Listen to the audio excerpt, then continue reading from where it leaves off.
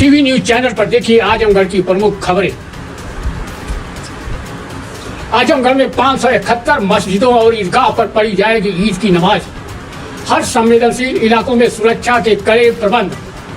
सार्वजनिक स्थलों पर धार्मिक कार्यक्रम की नहीं रहेगी छूट। आजमगढ़ में ईद की नमाज पर शांति व्यवस्था बनाए रखने के लिए पुलिस प्रशासन ने चुस्त दुरुस्त व्यवस्था कर ली है।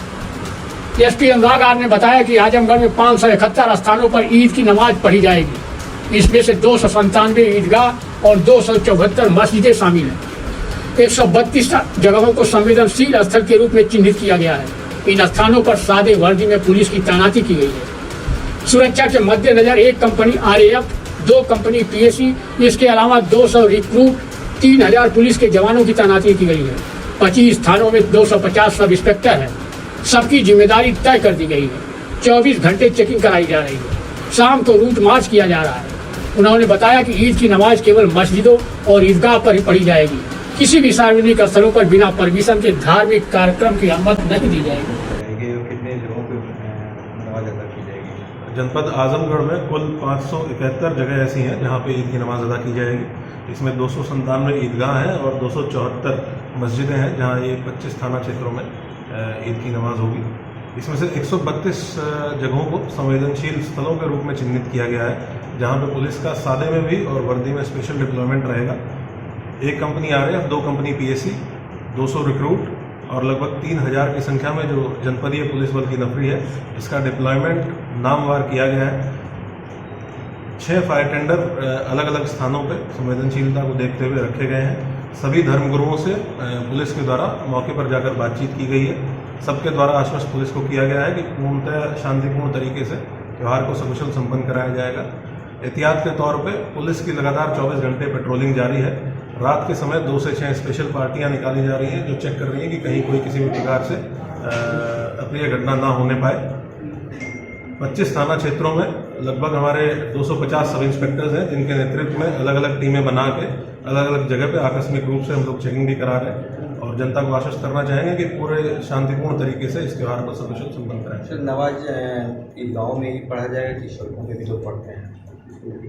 नहीं, जो धार्मिक स्थल है नमाज जनरली मस्जिदों में और ईदगाहों में पढ़ी जाती है, वहीं पे नमाज अदा की जाएगी।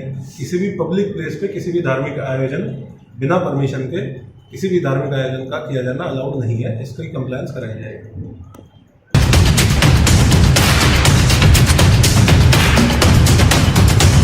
आजमगढ़ में अब तक हटाए गए 670 लाउड स्पीकर। शादी में डीजे वाले भी अब रहे सावधान। न्यायालय के आदेश पर आजमगढ़ में लाउड स्पीकर के खिलाफ अभियान जारी है। अब तक 670 लाउड स्पीकर हटाए जा चुके हैं, जबकि 950 स्थानों पर तेज आवाज में बज रहे लाउड स्पीकरों की आवाज को कम करते हुए उसकी दिशा में परिवर्तन किया गया है। पुलिस डीजे वालों पर भी कार्रवाई कर रही है। न्यायालय ने धार्मिक स्थानों पर तेज बज रहे लाउड स्पीकर के खिलाफ कार्रवाई का निर्देश दिया था। ऐसे में पुलिस ने सभी तहसीलों, थाना क्षेत्रों में धार्मिक स्थलों पर धर्म गुरुओं से मिलकर उनकी सहमति से बिना अनुमति के बज रहे लाउड स्पीकरों को उतरवा दिया। जिन धार्मिक स्थलों पर अनुमति थी उनका दिशा परिवर्तन कराते हुए साउंड को कम कराया गया। वहीं 7 डीजे संचालकों पर भी कार्रवाई की गई। शादी विवाह का आयोजन करने वालों से भी अपील की जा रही है कि वह कम आवाज में ही डीजे बजाएं। पुलिस अधीक्षक अनुराग आर ने बताया कि न्यायालय के आदेश का पालन करते हुए धर्म गुरुओं से मिलकर लगातार कार्रवाई की जा रही है।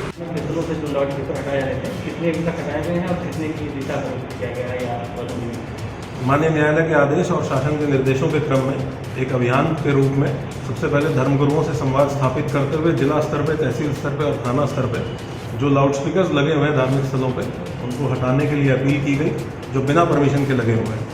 इसके क्रम में 670 लाउड स्पीकर ऐसे हैं जो धर्मगुरुओं से संवाद स्थापित करते हुए उनकी सहमति से लोगों ने स्वेच्छा से अपने प्रांगण से हटा लिए और लगभग 950 की संख्या लाउड स्पीकरों की ऐसी है जिनकी आवाज़ कम की गई या दिशा परिवर्तित की गई। इसमें लगातार पुलिस की अपील और पुलिस टीमों का गठन करके सभी धार्मिक स्थलों के साथ साथ जितने भी ऐसी जगह हैं, जैसे बहुत से लोग ऐसे हैं जो शादी ब्याह में डीजे इस्तेमाल करते हैं, ऐसे 7 लोगों के ऊपर पुलिस के द्वारा कार्रवाई भी की गई है। और लगातार सभी लोगों को इसके बारे में सचेत भी किया जा रहा है एक अभियान के रूप में कि जो माननीय न्यायालय के आदेश है उसके क्रम में ही जो डेसिबल लिमिट है साउंड की, वॉल्यूम की, उससे ज़्यादा किसी भी प्रकार से कोई लाउडस्पीकर या डीजे ना बजाए। इसका उल्लंघन जो भी करेगा उसके ऊपर कठोर कार्रवाई पुलिस के द्वारा की जाएगी।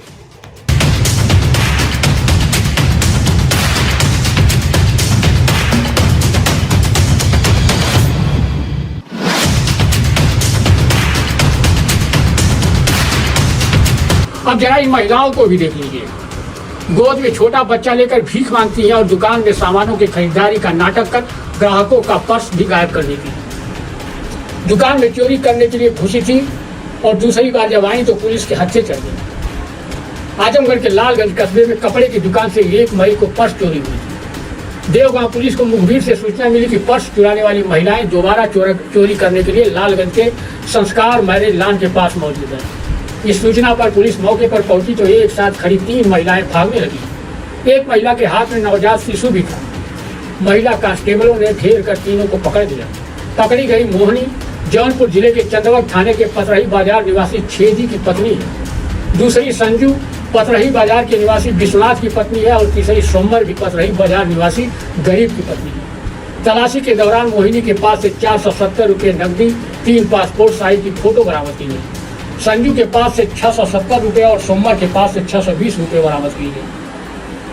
पुलिस के अनुसार गिरफ्तार महिलाओं ने पूछताछ में बताया कि वे लोग लालगंज सहित अन्य भीड़ वाले बाजारों में अपने छोटे बच्चों के लेकर भीख मांगती, मौका पाकर दुकानों में घुसकर चोरी भी कर लेती।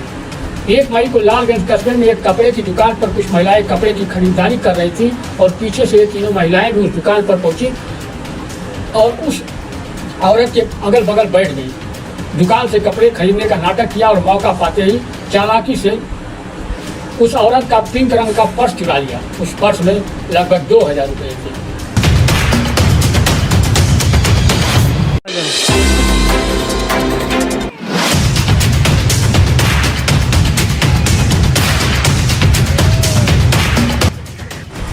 समाजवादी पार्टी ने करुणाकांत मौर्य को घोषित किया स्नातक एमएलसी प्रत्याशी। समाजवादी पार्टी की आज बैठक की गई। आजमगढ़ जिला कार्यालय पर हुई बैठक में पूर्व मुख्यमंत्री अखिलेश यादव ने फैजाबाद गोरखपुर से स्नातक क्षेत्र एमएलसी प्रत्याशी करुणाकांत मौर्य के प्रत्याशी घोषित किए जाने पर रणनीति तय की गई। सपा कार्यालय पर करुणाकांत मौर्य का जोरदार स्वागत किया गया। पार्टी ने निर्णय लिया कि लोकसभा उपचुनाव, नगर पंचायतों के चुनाव और स्नातक एमएलसी के चुनाव की तैयारी बैठक कर सबकी जिम्मेदारी तय की गई है।